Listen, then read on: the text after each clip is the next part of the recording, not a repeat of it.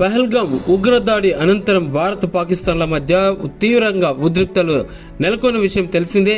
అయితే ఈ నేపథ్యంలో అత్యవసర సమయాల్లో ఎలా స్పందించాలనే దానిపై పౌరులను అందరినీ సమాయత్తం చేసేందుకు దేశవ్యాప్తంగా మాక్ డ్రిల్ నిర్వహించాలని కేంద్ర ప్రభుత్వం నిర్ణయించింది.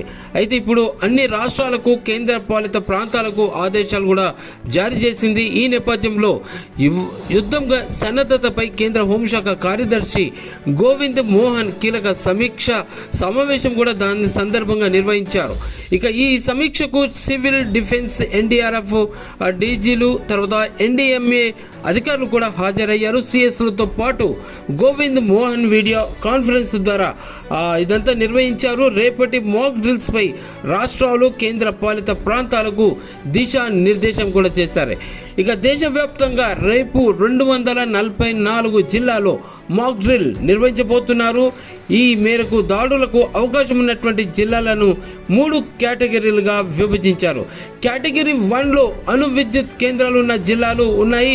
ఢిల్లీ, ముంబై, సూరత్, వడోదర, కాక్రాపూర్, తారాపూర్, తాల్ఫేర్, కోటా, రావత్, చెన్నై, ఆ తర్వాత కల్పక్కం, నరోరా వంటి జిల్లాలు కూడా ఉన్నాయి. ఇక రెండో జాబితాకు చూస్తే హైదరాబాద్, విశాఖపట్నం సహా 201 జిల్లాలు, మరి మూడవ లిస్టులో 45 జిల్లాలు ఉన్నాయి. కాగా హైదరాబాద్, విశాఖలోని ఎయిర్పోర్ట్లు, జన సమ్మర్ద ప్రాంతాల్లో ఈ మాక్ డ్రిల్స్ నిర్వహించాలని కేంద్రం ఆదేశాలు.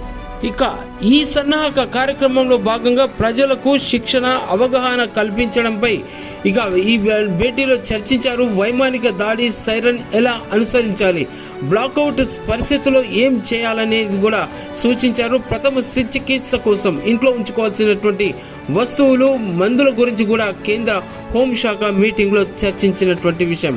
అయితే భారత్ పాక్ మధ్య ఉద్రిక్తతల సమయంలో ఈ నేపథ్యంలో ఈ ప్రధాని నరేంద్ర మోదీతో పాటు జాతీయ భద్రతా సలహాదారులు అజిత్ దోవల్ భేటీ అయ్యారు. ఉగ్రవాదాన్ని భారత్ పైకి ఉసిగొల్పుతున్న పాక్ భారత్ బదులిచ్చే సూచనలు స్పష్టంగా కనిపిస్తున్నాయి. అయితే ఈ పరిస్థితుల్లో ప్రస్తుతం భద్రతా పరిస్థితిపై ఈ భేటీ చర్చించారు.